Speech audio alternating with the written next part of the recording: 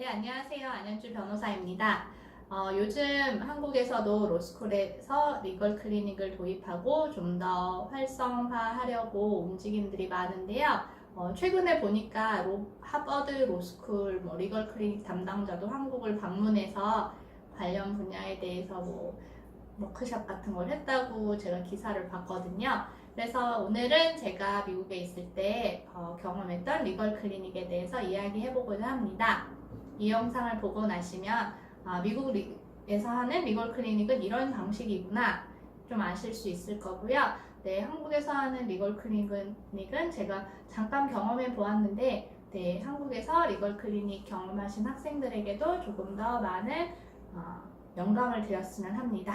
네, 미국에서는 법대를 다니면서 리걸 클리닉을 하는 게 의무는 아니에요. 네, 의무는 아닌데 대부분은 많이들 해요. 그러면 우선 리걸 클리닉의 종류에는 무엇이 있는가?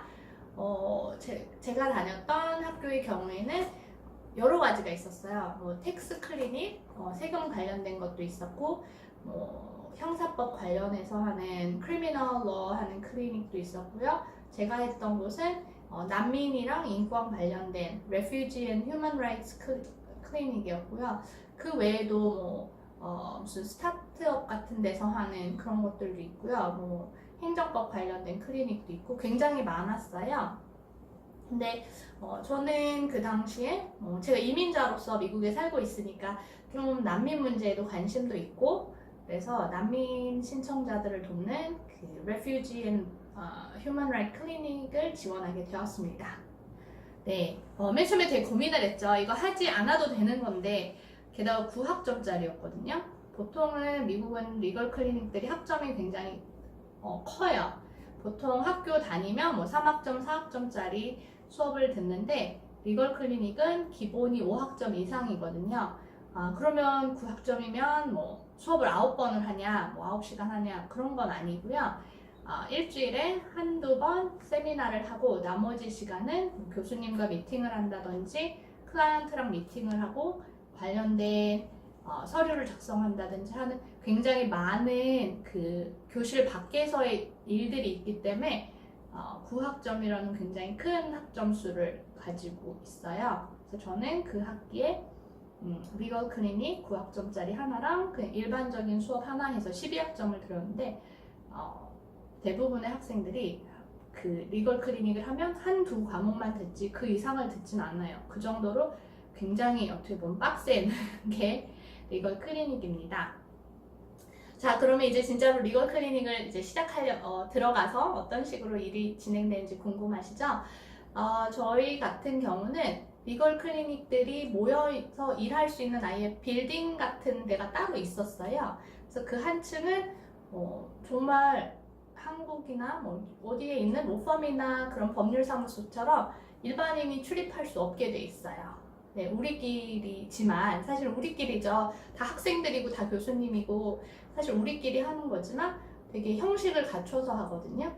여긴 진짜 우리의 로펌이야. 그러니까 여기는 일반인들은 들어올 수 없어. 친구도 데려올 수 없어. 이렇게 딱 룰을 정하고 그 룰을 아주 철저하게 지킵니다. 그래서 저희가 있던 이제 건물에 몇 층이었더라? 한 2, 3층? 거기에 저희 이제 사무실이 있는데요. 가면 저희들이 쓸 수 있는 컴퓨터도 있고 일할 수 있는 테이블들도 있고 프린터도 있고 리걸 클리닉을 담당해주는 비서도 있어요. 사실은 로펌이랑 좀 비슷하죠. 네.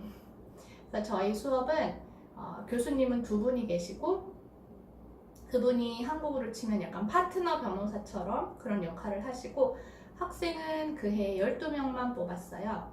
12명 이하로. 그래서 한 명이 6명의 학생을 돌보고 그 6명의 학생은 둘이서 한 팀이 돼서 3케이스가 되는 거죠. 그러니까 교수님 한 명과 3케이스, 또 교수님 한 명과 3케이스. 그렇지만 수업은 그 두 분의 교수님과 12명의 학생이 항상 같이 하면 그런 방식으로 이루어졌어요. 그래서 기본적으로는 저희 같은 경우는 일반인들이 그 로스쿨에 리걸 클리닉이 있다는 걸 알기 때문에 리걸 클리닉에 자기의 사건을 의뢰해요. 그래서 저희 때는 되게 다양한 난민 신청자들이 학교 로스쿨 리걸 클리닉에 자신의 사연을 보낸다든지 하면 교수님이 그걸 이제 다 검토하시죠. 그래서 아, 이거 사건이 될 만하다. 이분은 좀 도와드려야겠다. 이런 사건들을 추려놓고 학생들한테 이 사건들 중에 너네들이 하고 싶은 거, 관심 있는 거 어떤 거야? 이렇게 해서 우선순위를 정한다든지 해서 매치를 해주죠. 그래서 제가 했던 사건은 아프리카에서 왔던 동성애자 분이셨는데 이제 그분이 자신의 성 정체성 때문에 자신의 나라에서 여러 가지로 어려움을 겪고 생명의 위협을 느낄 정도로 힘든 시간을 보냈어서 굉장히 트라우마도 있는 그런 분이었는데 미국으로 옮겨 오시게 되고 미국에서 난민 신청을 하게 된 사건이었습니다. 제 파트너는 유태인 여자애였는데 저랑 한 10살 넘게 차이 나는 되게 젊은 여학생이었는데 본인이 양성애자였던 것 같아요. 그래서 본인의 이제 성 정체성도 있고 그런 문제에 되게 관심이 많은 학생이어서 자기는 이런 분을 특별히 더 돕고 싶다 이런 동기로 지원을 하게 됐고, 저 같은 경우는 저와 되게 너무 상반되어서 제가 그동안 아프리카 분을 사실 만날 일도 없었고 동성애자의 그런 어려움을 제가 직접적으로 가까이서 볼 기회도 없었고 잘 알지도 못했지만 그렇게 너무 다른 면이 있으니까 저는 그런 사람 그렇게 더 이해해보고 싶은 마음이 있어서 그 사건을 지원했고, 네, 그렇게 하다 보니 저희 둘이 같은 팀이 돼서 그 사건을 진행하게 되었습니다.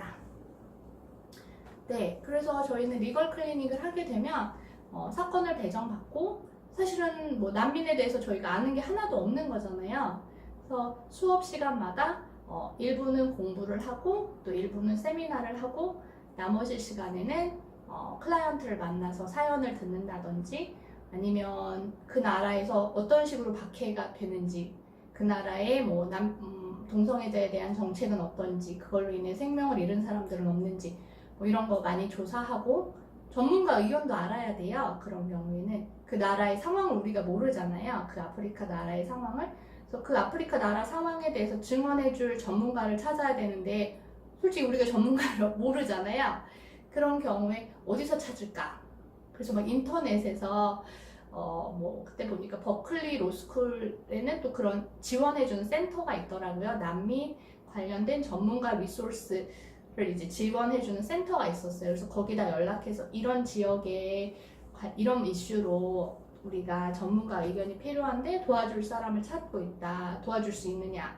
그래서 정말 사실은 굉장히 밑도 끝도 없이 여러 군데다가 물어보면서 도움을 청하고, 그러다가 또 좋은 분을 만나서 또 지원을 받기도 하고, 또 한편으로는 그분이 박해를 받고 오시고 약간 정신적으로도 되게 힘드시고 우울증도 있으시고 이런 분이어서 몸에 약간의 상처도 있으시고, 그런 경우에는 이 사람의 이제 신체 감정도 해야 되잖아요. 정신적인 것도 그렇고. 그래서 같이 저희 학교 옆에 예일대가 있었는데 예일대 대학병원에 또 그런 거를 전문으로 감정해주는 의사들이 있어요. 약간 사회봉사 차원에서. 그래서 그 의사분한테 이분을 모시고 가서 신체 감정이나 정신 감정 같은 것도 받아서 의견서도 받고, 네, 그런 모든 과정을 했죠. 그 의사는 그럼 교수님이 알려주냐? 아니에요. 대략의 리스트는 주세요.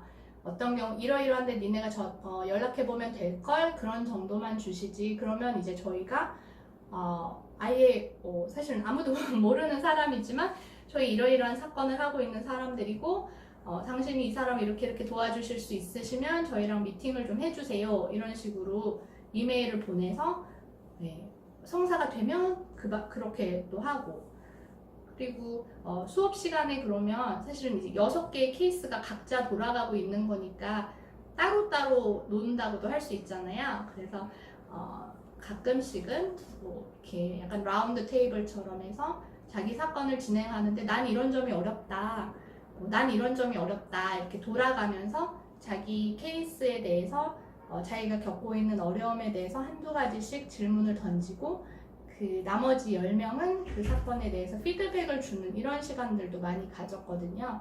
그래서 내가 하나의 사건을 하지만 사실은 6개의 사건을 하는 것과 같은 효과를 이제 한 학기 동안 누리게 됩니다.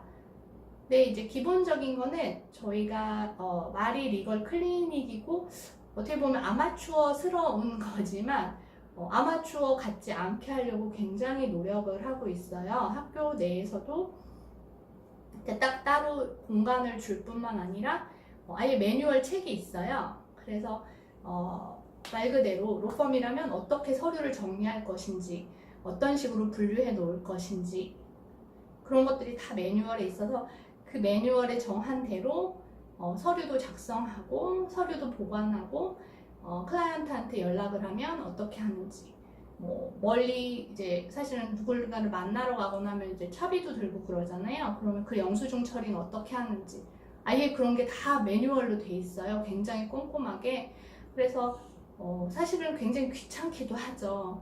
그 매뉴얼에 맞춰서 네, 뭐 차비랑 뭐 교통 톨비랑 막 이런 것도 다 적어서 내라 그러고 없으면 안 된다 그러고 그래서 근데 굉장히 저로서는 참 프로페셔널하게 일을 하는구나 그렇게 우리를 가르치는구나 이런 것도 많이 배웠고 교수님이랑 이제 서류 하나를 작성하는데도 계속 조금 써가면 다시 뭐 이거에 대해서 코멘트를 하고 다시 쓰고 일주일에 한 번씩 미팅을 하면 미팅 아젠다를 저희가 정하고 얼만큼 우리가 뭐 진전이 있었는지 뭐가 안 되는지 팀 내에 어떤 문제는 없는지 뭐 이런 것까지 다 정리를 해서 항상 가야 되니까 굉장히 준비를 많이 하게 되더라고요. 그래서 저희가 한 학기 동안 그 사건을 준비하고 서류를 제출하고 마지막에 그 뉴욕에 있는 이민국에 그 당사자를 모시고 가서 인터뷰를 하고 그분이 결국엔 난민 승인 인정을 받으셔서 지금은 영주권자로 잘 살고 계세요. 그래서 가끔 저와 제 친구 그 같이 했던 학생한테 고맙다고 자기 잘 살고 있다고 너희 덕분에 이런 이메일도 보내시고 하시는데 저는 되게 좋았던 기억이었어요. 맨 처음에는 이거 너무 힘들다 이런 거 골치 아프다 네, 안 해도 되는 거니까 어떻게 보면 그렇지만 또 해보면 지금 아니면 못 해볼 것 같아서 그래서 했는데 되게 좋았고요. 한 가지 제가 그때 느꼈던 조금 또 다른 점은 미국 학생들의 다른 점은 우리는 저 같은 경우에는 보통 이제 법대를 다니거나 사법연수원을 다닐 때 많은 사람들이 졸업하고 나서 도움이 될 것 그런 것들을 이제 공부하잖아요. 수업을 들을 때도 이거 시험에 나오는 거 나중에 시험 보는 과목이니까 내지는 뭐 이거 지금 뭐 뜨는 분야니까 미리 알아두면 좋지 이래서 그 수업들을 많이 듣는데 미국은 오히려 반대인 경우들이 되게 많아요. 신기하죠? 말 그대로 나는 졸업하면 파이낸스 할 거야 그거 하고 싶어 미리 그걸 공부하는 게 아니라 난 파이낸스 할 거야 하지만 평생 그거 할 거니까 대학 있는 동안은 전혀 대학 나가면 못할 걸 할래 이래서 좀 인디언 러가 있거든요. 인디언 부족들에 관련된 법 그 사람들의 이제 보호구역 같은 데 살잖아요. 그래서 그런 거에 대한 법 아니면 미국의 노예법 지금은 안 쓰잖아요. 그래도 그런데 되게 많이 들어요. 그리고 저 같은 경우는 뭐 정신건강, 멘탈 헬스워 그런 거 들었는데요. 되게 많이 듣고요. 또 제가 들었던 수업은 이슬람법도 들었거든요. 물론 저는 이슬람법 모르고 앞으로도 할 일도 언제 있을지 모르지만 그래도 한번 지금 들어두면 괜찮겠다 해서 들었는데 네, 역시나 앞으로도 언제 어떻게 그 일을 할지 모를 사람들이지만 그냥 궁금해서 그냥 앞으로는 안 할 거지만 한번 알아두면 괜찮을 것 같아서 네, 그런 좀 어떻게 보면 굉장히 나이브하게 자기가 하고 싶은 일들을 선택하는 걸 보고 좀 다르다 네, 그런 생각도 많이 했고 근데 한편으로는 결국엔 파이낸스 일을 할 사람이지만 난민 일을 대학 때 경험해 보았고 그 사람들과 직접 소통을 해 보았기 때문에 그 사람들이 나중에 다른 분야를 하더라도 그 사람들에 대한 이해를 기반으로 하니까 너무 이제 좁은 우물만 판 사람과는 좀 다른 시각을 가질 수 있지 않을까라는 또 장점이 있겠다는 생각을 또 많이 해보았습니다. 네, 제가 경험했던 리걸 클리닉은 여기까지고요.